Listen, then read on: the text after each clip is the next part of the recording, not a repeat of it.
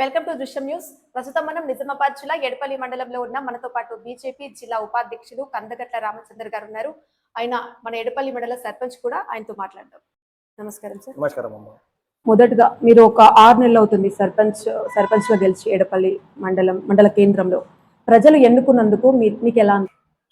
ఎడపల్లిలో ఒక తరతరాలైనటువంటి చరిత్రను తిరగరాసే విధంగా కొత్త వారికి అవకాశం ఇవ్వాలనే ఏకైక లక్ష్యంతో గ్రామ ప్రజలందరూ నన్ను ఆశీర్వదించి సర్పంచ్గా గెలిపించినందుకు ఎడపల్లి గ్రామ ప్రజలందరికీ పేరు పేరున ధన్యవాదాలు తెలియజేస్తా ఉన్నాను.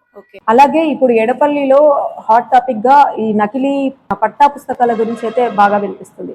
అంటే 17 ఎకరాలు భూ కబ్జా జరిగింది. ఈ భూ కబ్జాలో కూడా నకిలీ పట్టా పాస్ పుస్తకాలు ఇచ్చారని చెప్తున్నారు. దానిపై మీ అభిప్రాయం ఏంటి? ఇది చాలా తీవ్రంగా పరిగణించాల్సినటువంటి విషయం. ఒక కౌలుదారుడు కౌలుకి ఇచ్చినటువంటి పొలంని కౌలు చేస్తూ కూడా ఆ కౌలు భూమిని నాది అని పత్రాలు సృష్టించడం అనేది ఇది మండలంలో కాదు, జిల్లా వ్యాప్తంగా చాలా తీవ్రంగా చర్చనీయాంశంగా మారింది. అలాగే ఇప్పుడు ఈ వ్యవహారం అనేది ఒక మీడియా సమావేశంలో మాట్లాడడం ద్వారానే తెలిసింది. ఒకవేళ ఇది మాట్లాడకపోయి ఉంటే, ఈ సమావేశం జరగకపోయి ఉంటే ప్రజలకు అసలు తెలియకపోతుంది. దాని గురించి ఏమంటారు? 100% 100% కరెక్ట్. ఒకవేళ మీడియా ద్వారా కనుక ఈ కథనం కనుక బయటికి రాకపోయినట్టయితే ఇది మండల ప్రజలకు కానీ మండలాధికారులకు కానీ ఎవరికి కూడా ఈ విషయం కూడా తెలిసేది కాదు. ఇటువంటి చాలా తీవ్రంగా పరిగణించినటువంటి అంశాన్ని మీడియా ద్వారా బయట పెట్టినందుకు మీడియా మిత్రులందరూ కూడా పేరు పేరు నేను ధన్యవాదాలు తెలియజేస్తా ఉన్నాను. ఈ అక్రమ భూ కబ్జా వ్యవహారంపై ఈ కరటూరి రామకృష్ణ అలాగే ఆయన కుటుంబ సభ్యుల పాత్ర ఎంతవరకు ఉందని మీరు అనుకుంటున్నారు? ఈ అక్రమ ఏదైతే నకిలీ పట్టా పాస్బుక్లు ఏవైతే బయటకు వచ్చాయో దాంట్లో వాళ్ళ కుటుంబ సభ్యుల పాత్ర కన్నా కుటుంబ యజమాని ఎవరైతే ఉన్నారో కరటూరి రామకృష్ణ పాత్ర చాలా పెద్దది. ఎందుకంటే ఆయన 2001 నుంచి 2005 వరకు సాధారణంగా ఒక ట్రాక్టర్ డ్రైవర్గా జీవితం కాలం గడిపేటువంటి వ్యక్తి ఇతను. దీంట్లో కుటుంబ సభ్యుల పాత్ర నాకు తెలిసి ఉండకపోవచ్చు, మొత్తం పాత్ర అయితే ఈయనదే, రామకృష్ణ గారిది. ఇప్పుడు మన రెవెన్యూ కార్యాలయంలో ఉండవలసిన ఈ పట్టా పాస్ పుస్తకాలు ఆయన చేతి వరకు వెళ్ళాయంటే అవి ఎలా సాధ్యమయ్యాయి అనుకుంటున్నారు? దీంట్లో ఈ ఏదైతే పట్టా పాస్ పుస్తకాలు ఏవైతే చేతులు మారినటువంటి వైనం ఉందో దీంట్లో పూర్తిగా 100కు 110% రెవెన్యూ సిబ్బంది యొక్క సహాయ సహకారాలు లేకపోయినట్లయితే ఈ పట్టా పాస్ బుక్లు పాతవి బయటికి రావు. దీంట్లో 100%గా ఈ రెవెన్యూ సిబ్బంది యొక్క చేతి వాటం ఉంది కనుక ఈ పట్టా పాస్ పుస్తకాలు బయటకు వచ్చాయి. 18వ తేదీ సెప్టెంబర్ 2025 ఈ సాదా బైనామా ఏదైతే ఉందో అందులో కరటూరి రామకృష్ణ అలాగే ఈమె గంగా భవాని వీళ్ళ ఏమంటారు వివరాలు ఉండటాన్ని మీరు ఎలా చెప్తారు? అలవాట్లో పొరపాటుగా భావించాలా లేదా పొరపాట్లు అలవాటుగా భావించాలన్నా అది వాళ్ళే అర్థం చేసుకోవాలి. ఎందుకంటే ఏదైతే సెప్టెంబర్ 18, 2005 ఆ రోజు ఆదివారం రోజున ఉత్తర్వులు మండల రెవెన్యూ అధికారి ఇవ్వడం అంటే అది జరగని పని. కేవలం ఇది వాళ్ళు ఏదైతే ఫోర్జరీ చేస్తూ యొక్క పత్రాలు సృష్టించినట్లు ఇది నిర్ధారణ అయినట్టుగా నేను భావిస్తా ఉన్నాను. దీనికి సంబంధించి ఈ 2005లో ఏదైతే 100 రూపాయల బాండ్ పేపర్ ఉందో అది కూడా హైదరాబాద్లో కొనడం జరిగింది. అయితే మరి ఇప్పుడు దీంట్లో అధికారుల పాత్ర ఏమైనా ఉందనుకుంటున్నారా? తప్పకుండా ఉంది. అధికారుల ప్రమేయం లేనిది ఈ 17 ఎకరాల భూ పట్టా పాస్బుక్ లో ఉందో దీంట్లో రెవెన్యూ సిబ్బంది యొక్క ప్రమేయం ఉందని నేను భావిస్తా ఉన్నాను. అలాగే ఈ 2013లో ఈ కరటూరి రామకృష్ణ గారి తల్లిదండ్రులు ఉన్నారు కదా, వాళ్ళ పేరుపైకి ఈ పట్టా పాస్ పుస్తకాలు మార్చాలని చూశారు. దాని గురించి ఏమంటారు? 2005లో ఏదైతే కరటూరి గంగా భవాని కరటూరి రామకృష్ణ పైన ఉన్నటువంటి పట్టా పాస్బుక్లు 2013లో ఎందుకు మార్చారంటే వారిద్దరు కూడా వయోవృద్ధులు, సీనియర్ సిటిజన్స్ కాబట్టి రేపు పొద్దున ఏదైనా మంచి అయినా చెడైనా మేము తప్పించుకోవచ్చు. వాళ్ళు ఆ ఏజ్డ్ వయోవృద్ధులు కాబట్టి వారిని అధికారులు ఏమన్నారు, వారికి శిక్ష కూడా తక్కువ పడుతున్నటువంటి ఏకైక దూరపు ఆలోచనతో ఈ విధంగా చేసి ఉండొచ్చు నేను భావిస్తా ఉన్నాను. అలాగే ఈ కరటూరి రామకృష్ణ వీరిద్దరు కూడా ఈ భూమి విషయంలో కలిసి పనిచేస్తారు. తర్వాత కొన్ని విభేదాల వల్ల వీళ్ళు కొంచెం దూరం అవ్వడం జరిగిందని ప్రజల్లో చాలా వినిపిస్తుంది. దాని గురించి ఏమంటారు? అన్నది 100% కరెక్ట్ అమ్మా. అంకుష్ ఎవరైతే ఈ తులాని ఆశ్రమం వల్ల ఏదైతే భూములు చూస్తున్నాడో అంకుష్, అతనికి రామకృష్ణకి దాదాపుగా దగ్గర సంబంధాలు ఉన్నాయి లావాదేవీలలో.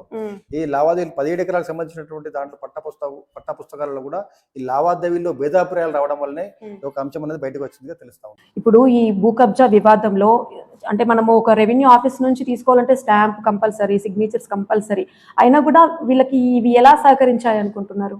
ఈ ఏదైతే వివాదాస్పద పట్టా పుస్తకాలు లేవో దీంట్లో మీరు అడిగినట్టుగా ఈ ముద్ర గురించి మాట్లాడుతున్నారు. దానికి నేను చిన్న ఉదాహరణ చెప్పదలుచుకున్నాను. 2006లో అప్పటి ప్రభుత్వము ఈ మండల రెవెన్యూ అధికారి నుంచి మండల తహసీల్దారులు పేరు మారుస్తూ 2006 2007 జీవో నంబర్ జిఓఎంఎస్ నంబర్ 105 అది జనవరి 31 2007న ఆ రోజు మండల రెవెన్యూ అధికారి నుంచి మండల తహసీల్దార్కు ఆ పేరును తర్జుమా చేయడం జరిగింది. కానీ వీరు అదంతా చూసుకోకుండా ఆ 2005లో ఏదైతే నకిలీ పట్టా పాస్ పుస్తకాలు సృష్టించారో దాని మీద మండల తహసీల్దార్ ఒక ముద్ర వేయడం జరిగింది. ఇది చాలా తీవ్రంగా పరిగణించాల్సిన విషయం. దీంట్లో ఎంఆర్ఓ గారికి తెలిసి జరిగిందా తెలియకుండా జరిగిందా అనేది మనం పక్కన పెట్టినట్టయితే ఇది ఎంఆర్ఓ గారు కూడా ఆ పట్టా పాస్బుక్ తనిఖీ చేయాలి. అది తహసీల్దార్ ముద్ర ఉన్నటువంటి పట్టా పాస్బుక్ బయటకు వచ్చింది. అప్పుడు ఎంఆర్ఓ ఉంటారు, తహసీల్దార్ లేరు కనుక దీంట్లో రెవెన్యూ సిబ్బంది హస్తం తప్పకుండా ఉందాం. ఇప్పుడు గతంలో జరిగిన విషయాలు పక్కన పెడితే ఇప్పుడు ఈ 2025లో ఈ గంగా భవాని అలాగే ఈ కరుటూరి రామకృష్ణ వీళ్ళది భూమికి సంబంధించి పంచనామా కూడా నిర్వహించారు. దాని గురించి మీరు ఏమంటారు? భూమి పంచనామా సర్వేయర్ గారు చేయడం జరిగింది. దాన్ని అటెస్టెడ్ చేస్తూ పంచనామాను ఉన్నటువంటి డిప్యూటీ తహసీల్దార్ కూడా దాన్ని ధృవీకరించడం జరిగింది. దాంట్లో కూడా ఏదైతే వీరైతే పంచనామా చేశారో ఆ పంచనామా కాపీలో కూడా వాళ్ళు ఎవరైతే లేబర్ ఉన్నారో వాళ్ళు పక్క ఎవరైతే పంచనామా చేసేటప్పుడు సాధారణంగా అయితే వాళ్ళు ఆ భూమి చుట్టుపక్కల వాళ్ళకి నోటీసులు ఇచ్చి వాళ్ళు సర్వే చేయాల్సి వస్తుంది, పంచనామా చేయాల్సి వస్తుంది. కానీ అక్కడ పనికి వచ్చినటువంటి వాళ్ళతోనే ఈ యొక్క పంచనామా అనేది చేయడం జరిగింది. దాంట్లో పంచుల సంతకం కూడా ఒకరే పెట్టారు, సాక్షుల సంతకం కూడా ఒకరే పెట్టడం జరిగింది. ఈ విషయాన్ని కూడా అక్కడ జీపీగా ఉన్నటువంటి వ్యక్తి జీపీఓ ఎడపల్లి మండల జీపీఓ గారు మరియు మండల గిరిదవారు కూడా దాన్ని అటెస్ట్ చేయడం జరిగింది. వాళ్ళు పంచుల సంతకము సాక్షుల సంతకం ఒకటే ఉన్నప్పుడు వీళ్ళు ఎట్లా పెట్టారని నేను ఇద్దరిని కూడా నేను ప్రశ్నిస్తా ఉన్నాను. దీన్ని ధృవీకరించినటువంటి ఎంఆర్ఓ గారిని కూడా నేను ప్రశ్నిస్తా ఉన్నాను. ఇప్పుడు అదే విధంగా ఒక పంచనామా నిర్వహించాలంటే ఎంఆర్ఓకి కంపల్సరీగా ఇన్ఫర్మేషన్ ఇస్తారు. కానీ ఇక్కడ ఏంటంటే ఎంఆర్ఓకి ఇన్ఫర్మేషన్ ఇవ్వకుండానే పంచనామా నిర్వహించాలని ఎంఆర్ఓ చెప్పి రిజెక్ట్ చేశారు. దాని గురించి మీరు ఏమంటారు? ఇది 100% ఎంఆర్ఓ గారి కనుసన్నలో జరగాల్సిన పని. ఇది ఎంఆర్ఓ గారికి ఒకరు తెలియకుండా కనుకుంటే ఈ పంచనామా నిర్వహించరాదు. ఎందుకంటే దీన్ని జీపీఓ గారు అటెస్టేషన్ చేయడం జరిగింది. దీన్ని పంచనామా ఈ విషయం అనేది స్థానిక ఎంఆర్ఓ గారికి ఖచ్చితంగా తెలిసి ఉంటుందని నా అభిప్రాయం. ఒకవేళ ఎంఆర్ఓ గారికి తెలియకుండా జరిగితే మాత్రం ఈ యొక్క పట్టా పాస్బుక్ల విషయాన్ని ఆయన ఎప్పుడో రిజెక్ట్ చేయాలి. కానీ అధికారికంగా ఇప్పటి వరకు ఎలాంటి ఒక ప్రకటన ఎంఆర్ఓ గారు విడుదల చేయలేదు. ఇప్పుడు అలాగే ఈ వ్యవహారం జరగబట్టి కూడా 15 రోజులు గడుస్తున్నా కూడా అధికారుల నుంచి ఎటువంటి ప్రకటన లేదు. దీన్ని ఎలా అర్థం చేసుకోవచ్చు?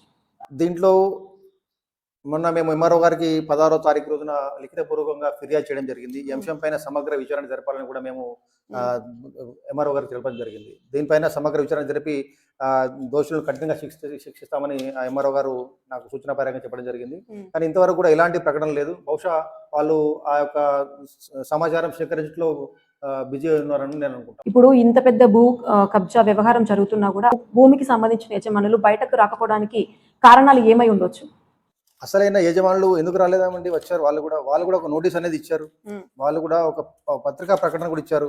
ఏమని, మేము ఈ భూమి ఎవరికి అమ్మలేదు, ఈ భూమి మాదే అని చెప్పేసి ఇది ఒక పబ్లిక్ నోటీస్ కూడా ఇచ్చారు. ఇది పబ్లిక్ నోటీస్ కూడా ఇచ్చారు. ఫోర్జ్డ్ బోగస్ ఎల్డీడ్ అని చెప్పేసి తులనాశ్రమం వాళ్ళ ఫ్యామిలీ ల్యాండ్ అని చెప్పేసి వాళ్ళు ఒకటి పత్రికా ప్రకటన కూడా ఏం జరిగింది. దీనికి సంబంధించినటువంటి వాళ్ళ న్యాయ నిపుణులు కూడా ఆ కోర్టును కూడా సంప్రదించి ఆ కోర్టు ద్వారా వాళ్ళని నోటీస్ కూడా పంపించడం జరిగిందని మాకు తెలిసింది. ఓకే, ఇప్పుడు ఈ విషయంపై ఈ భూ వివాదంపై మీరు ఎంఆర్ఓకి కూడా ఫిర్యాదు చేశారు. అసలు మీ ఈ భూ వివాదంలో మీరు ఇంత ఇంట్రెస్ట్ చూపెట్టడానికి గల కారణం ఏంటి? మంచి క్వశ్చన్ అడిగారమ్మా. ఈ భూమి మీద నాకు ఎందుకు మీరు ఇంట్రెస్ట్ చూపిస్తున్నారు అంటున్నారు కదా.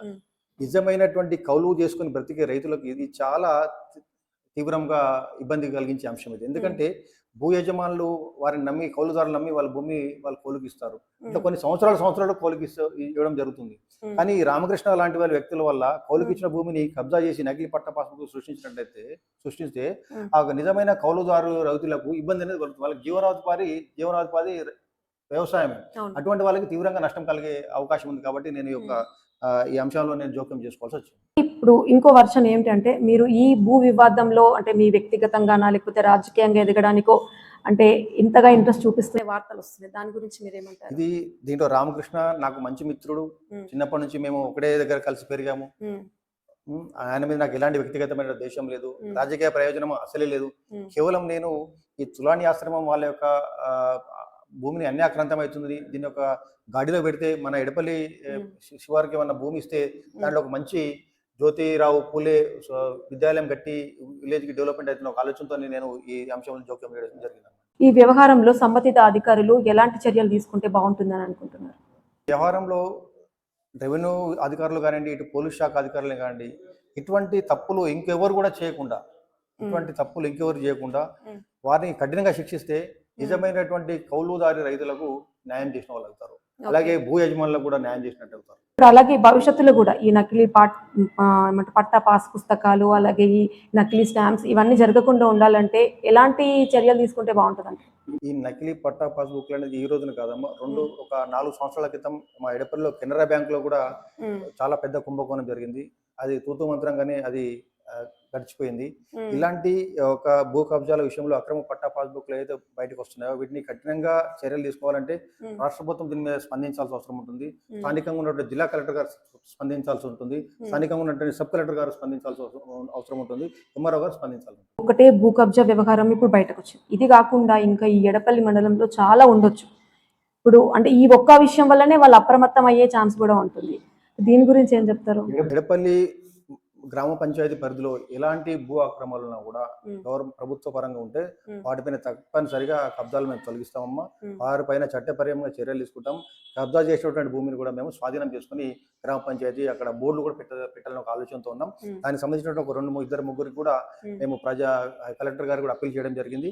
కొన్ని సర్వే నెంబర్ కూడా ఇచ్చాం. ఆ సర్వే నెంబర్లో సర్వే చేసి ఆ భూమిని గ్రామ పంచాయతీకి అప్పగించవలసిందిగా మేము జిల్లా కలెక్టర్ గారిని కూడా గతంలో కోరడం కూడా జరిగింది. గడిచిన 6 నెలల్లో మీరు సర్పంచ్ గా ఉన్నారు. అంటే ఇక్కడ ఈ ఎడపల్లి మండల కేంద్రానికి ఎలాంటి కార్యక్రమాలు చేశారు? గడిచిన 6 నెలల నుంచి ఏదైతే నాకు ప్రజలు ఏదైతే ఈ గురుతర బాధ్యత అప్పచెప్పారో వారి యొక్క బాధ్యతను నేను శిరసాభాష అంగీకరిస్తూ మన దగ్గర మొన్నే రీసెంట్గా ఇది 3వ వారం మేకల సంత తీసుకురావడం జరిగింది. ఎడపల్లి గ్రామ పంచాయతీకి ఆదాయం కావాలి, ఆదాయం ఎలా అయితే ఆదాయం వస్తుంది తద్వారా గ్రామాభివృద్ధి ఎలా జరుగుతుందో ఒక ఆలోచన తీసుకొచ్చి నేను గ్రామస్తులందరి సహాయ సహకారాలతో జిల్లా కలెక్టర్ గారు వీళ్ళందరి సహకారాలతో కూడా నేను ఈ మేకల సంత తీసుకురావడం. దానికంటే ముందుగా నేను ఏదైతే ఈ గంజాయి మీద ఉక్కుపాదం ప్రవర్తిస్తూ స్థానిక పోలీసుల సహాయ సహకారాలతో గంజాయి నిర్మూలన కూడా నేను ఎడపల్లిలో పూర్తిగా నిషేధం చేశాం. దాంతోపాటుగా 18 సంవత్సరాల లోపు ఉన్నటువంటి వ్యక్తులకు సిగరెట్లు కానీ, గుట్కా కానీ, మద్యం కానీ, కళ్ళు కానీ అమ్మడానికి కూడా మేము నిషేధించాం. అలాగే ఈ ఎవరైతే అమ్ముతారో కొన్న వారికి చట్టపరంగా శిక్ష అమలు చేస్తూ వారికి 10,000 రూపాయల జరిమానా కూడా మేము విధిస్తా ఉన్నాం. చివరిగా ఈ భూ కబ్జాకి సంబంధించి గ్రామస్తులకు అలాగే ఇక్కడ ఉన్నట్టు ఇంకా అధికారులతో కూడా మీరు చెప్పాల్సి ఉంటుంది. అధికారులకు కానీ ఏం చెప్పాలనుకుంటున్నారు? ఈ వ్యవహారంలో మీరు ఇంకేం చేయాలనుకుంటున్నారు? అధికారులకు నేను చేతులెత్తి నమస్తే చెప్తున్నాను. అధికారులందరికీ కూడా ఇటువంటి వారిని మీరు ఎంకరేజ్ చేయకండి, ఇటువంటి వారిని మీరు దూరం పెట్టండి. తద్వారా మీరు గ్రామ ప్రజలకి, మండల ప్రజలకు కూడా మీరు న్యాయం చేసిన వాళ్ళు అవుతారు. ఈ నకిలీ పట్టా పాస్బుక్లు వ్యవహారం అనేది మీరు త్వరలోనే మీరు బయటకు వాళ్ళ దోషులను శిక్షించి తద్వారా మండల ప్రజలందరూ కూడా న్యాయం చేయాలని మీ తరపున నేను వారికి కోరుతా ఉన్నాను. ఇంకా ఎంఆర్ఓ గారికి ఇచ్చి కూడా మేము 16వ తారీఖున ఇచ్చాం. ఎంఆర్ఓ గారు ఈ నకిలీ పట్టా పాస్బుక్ సృష్టించిన వారిపై తప్పకుండా చర్యలు తీసుకోవాలి. చర్యలు తీసుకోకుండా మేము మన రాష్ట్ర రెవెన్యూ కమిషనర్ గారి దగ్గరికి వెళ్తామని చెప్పడం జరిగింది. అలాగే విజిలెన్స్ కమిటీ కూడా మేము వెళ్తాం. వారిపైన చర్యలు తీసుకోవాలి. అవసరమైతే నేను నిరాహార దీక్ష కూడా వెనకరాని నేను మా అధికారులకు తెలియజేస్తా ఉన్నాను, హెచ్చరిస్తా ఉన్నాను. భారత్ మాతాకి జై. చూసారు కదా, ఇది ఈనాటి కార్యక్రమం. మరొక కార్యక్రమంతో మళ్ళీ కలుద్దాం. అంతవరకు చూస్తూనే ఉండండి దృశ్యం న్యూస్.